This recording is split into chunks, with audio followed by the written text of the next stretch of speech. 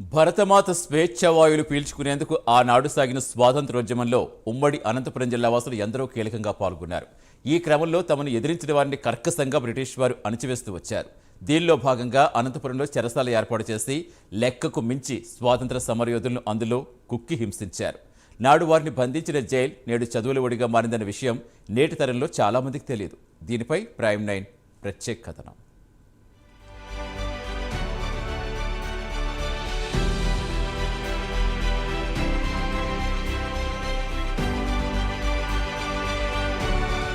అనంతపురం నగరంలోని number 1 school అంటే తెలియని వారుండరు. నేటికి అందరినీ ఆశ్చర్యపరుస్తూ అలనాటి ఎన్నో కట్టడాలు సజీవంగా కనిపిస్తాయి.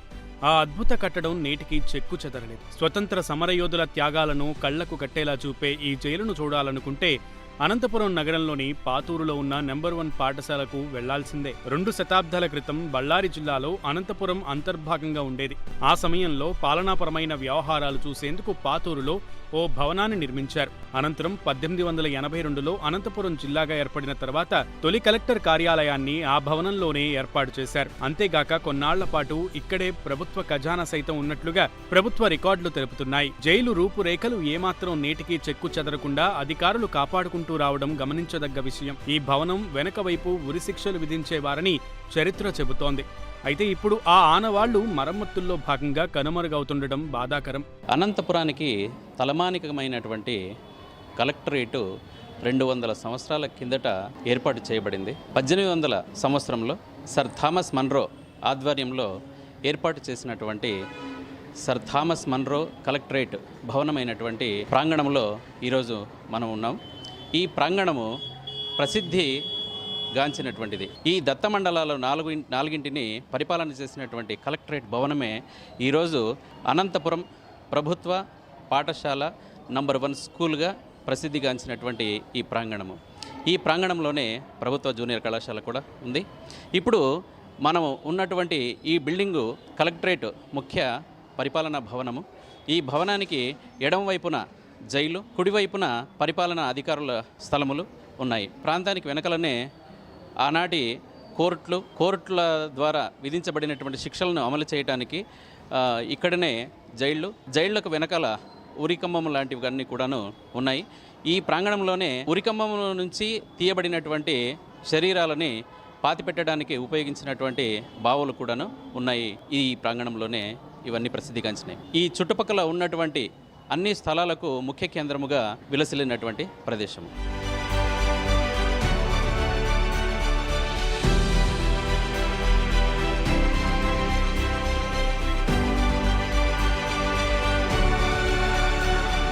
స్వతంత్ర పోరాట సమయంలో బాలికా విద్య కోసం ఉద్యమించిన దుర్గాబాయి దేశ్ముఖ్ పోరాట ఫలితంగా ఇదే కట్టడాన్ని కొన్నేళ్ల పాటు బాలికల హాస్టల్గా నడిపించారనే సమాచారం ఉంది.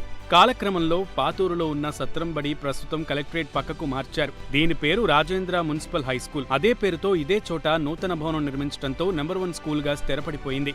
ఈ భవన సముదాయంలో ఒక్కప్పటి చెరసాల, దత్త మండలాల కలెక్టర్గా పనిచేసిన సర్ థామస్ మన్రో శిలాఫలకం, కారాగారం, ఖజానాకు కట్టుదిట్టమైన రాతి గోడలు వంటి ఎన్నో ఆనవాళ్లు కనిపిస్తాయి. స్వతంత్ర సమరయోధుల స్మారకంగా ఈ కట్టడాన్ని వారసత్వ సంపదగా గుర్తించాల్సిన అవసరం ఎంతైనా ఉందని స్థానికులు కోరుతున్నారు. ఇప్పుడు మనతో పాటు గవర్నమెంట్ పాఠశాలకు సంబంధించినటువంటి హెడ్ మాస్టర్ మహమ్మద్ గౌస్ గారు ఉన్నారు. ఆయన తెలుసు సార్, ఇది సీడెడ్ గతంలో కలెక్టరేట్గా ఉండేది, మరి ఆ తర్వాత ఖైదీల ఒడిగా మారింది.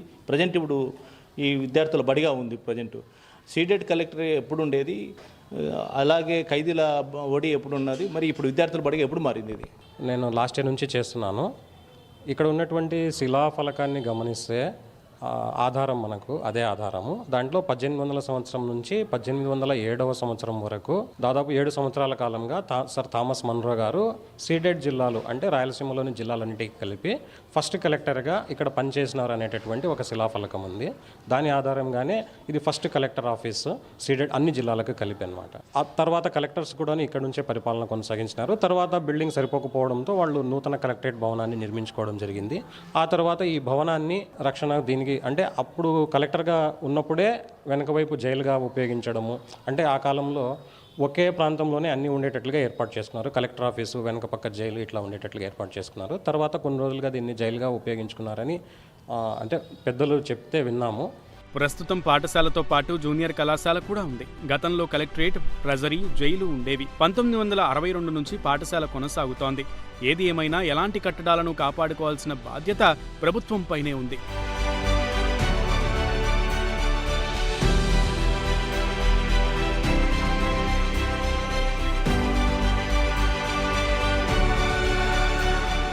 గతంలో ఖైదీల ఒడి ఇక్కడ విద్యార్థుల బడిగా మారింది. 1800 నుంచి 1807 వరకు సీడెడ్ కలెక్టర్గా అప్పట్లో థామస్ మన్రో ఉండేవారు. ఆ తర్వాత కాలక్రమేణా ఇదే బిల్డింగ్లోనే ఒకవైపు కలెక్టరేట్, ఇంకోవైపు ఖైదీలు కూడా ఉండేవారనేసి ఇక్కడ ఆనవాళ్ళు చెప్తున్నాయి.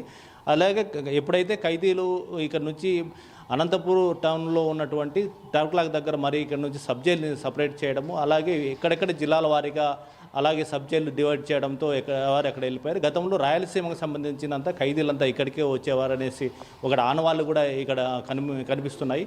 దాన్ని బట్టి చూస్తే చాలా పటిష్టంగా ఉన్నాయని చెప్పచ్చు. ఏదైతేనేమి అనంతపురం జిల్లాలో పాతూరులోని హెడ్ క్వార్టర్లో ఏవైతే ఉన్నాయి, ఇక్కడ ఉన్నటువంటి విశ్వవిద్యాలయం ఈరోజు ఉన్నటువంటి గతంలో ఖైదీల ఒడిగా చెప్పబడుతోంది. కెమెరామెన్ మధుతో నాగేంద్ర రెడ్డి, ప్రైమ్9 న్యూస్, అనంతపురం.